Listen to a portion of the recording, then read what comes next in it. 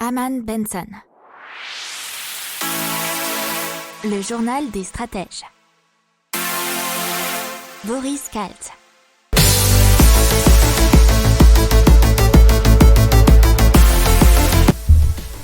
Bonjour à tous et bienvenue dans le journal des stratèges pour une revue de l'actualité économique, tech et impact du jour, avec à la une la Banque centrale européenne qui crée un centre du changement climatique. Dans l'économie, les news d'Eurostat qui a publié tous les chiffres de 2020 pour la zone Europe qui a été laminé.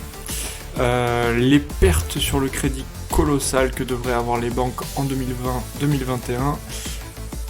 Toujours dans les banques, Santander qui a eu une perte annuelle record pour 2020. Dans les technologies, Atos et OVH Cloud qui créent un partenariat stratégique pour créer un cloud 100% européen. 13 institutions financières européennes qui veulent concurrencer les fournisseurs de cloud mondiaux. OBS qui lance une marketplace 100% made in France pour les industriels français.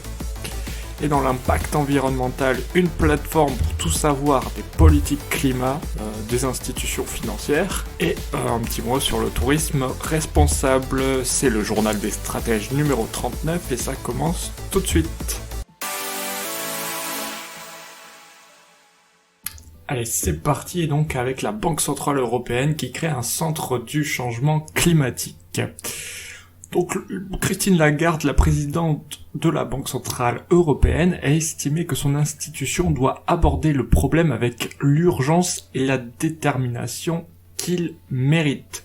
Donc le centre du changement climatique, Climate Change Center, qui entre en activité en cette nouvelle année, doit ainsi coordonner et regrouper les travaux sur les questions climatiques menés par des experts dans différentes unités de la banque. Et donc il sera structuré autour de 5 axes: la stabilité financière, la politique monétaire, les opérations sur les marchés financiers et les risques, ainsi que la réglementation financière de l'Union européenne et la viabilité des entreprises.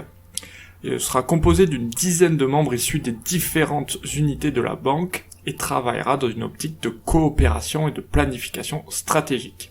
Il y aura une évaluation au bout de 3 ans par rapport à son fonctionnement.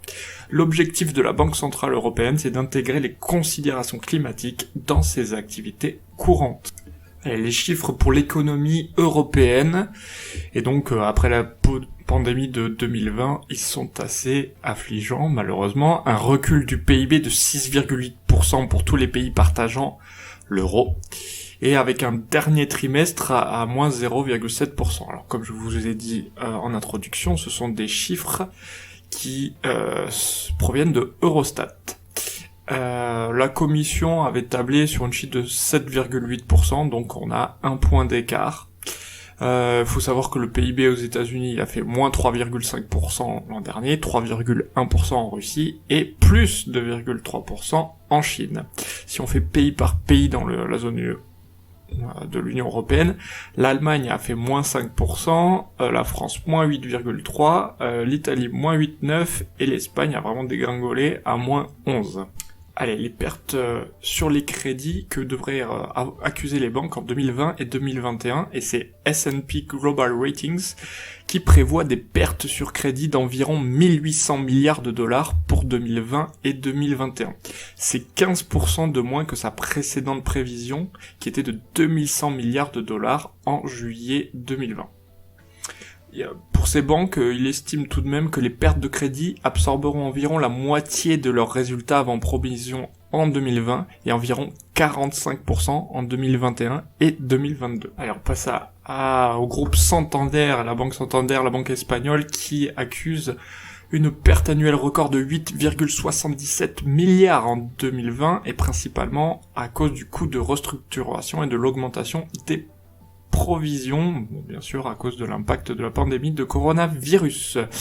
Le bénéfice du groupe a chuté de 90% sur un an et on rappelle que dans cette même année ils ont annoncé donc c'était en décembre dernier, 3500 suppressions d'emplois en Espagne. Allez, on continue dans la technologie avec Atos et OVH qui annoncent la signature d'un partenariat stratégique, et bien sûr pour créer une solution cloud et 100% européenne. Donc elle combine Atos One Cloud et OVH Cloud, qui sont basés tous les deux sur des infrastructures souveraines. Et ça va créer un réseau commun de plus de 130 data centers à travers le monde pour héberger des environnements privés dédiés, avec un niveau de sécurité inégalé lors de l'utilisation des technologies cloud. C'est ce qu'annonce Atos sur son site internet. OVH Cloud a récemment reçu la qualification de Secnum Cloud de la NSSI, et c'est un des plus hauts standards de sécurité. Et Atos, qui est le numéro 3 mondial des services de sécurité, proposera des solutions de cybersécurité afin de renforcer la sécurité, et certaines de ces solutions cloud stratégiques, avec notamment le service de chiffrement, les passerelles sécurisées, les services de détection et de visibilité.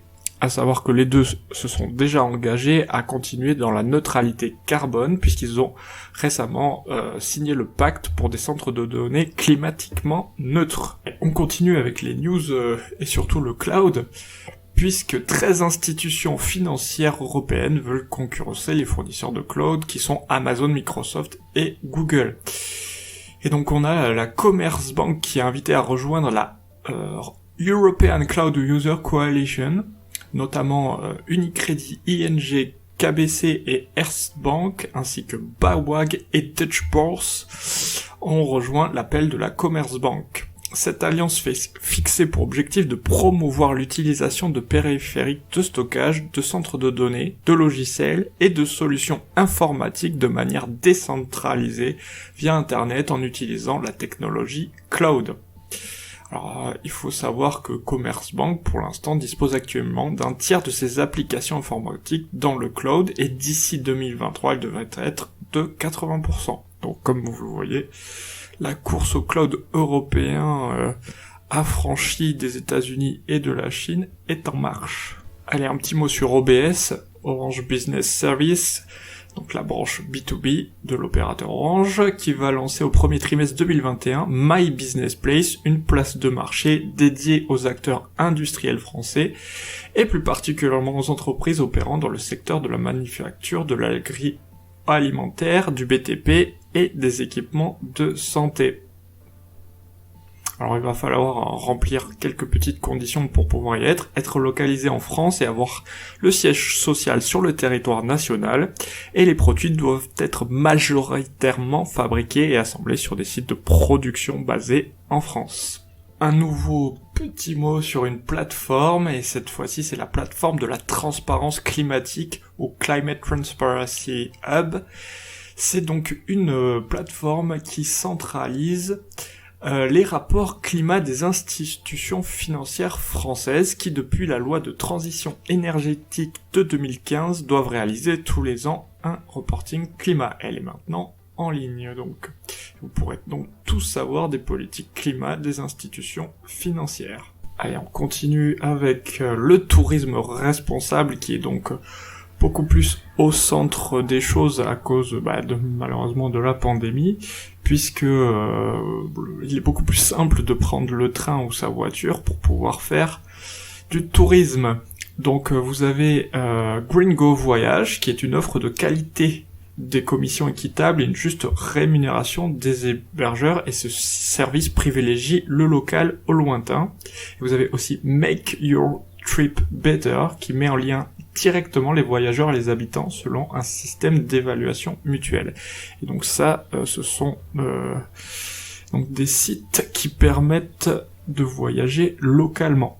Voilà, c'est tout pour aujourd'hui. J'espère que ce journal vous a plu et je vous dis à demain pour de nouvelles informations. Ciao ciao.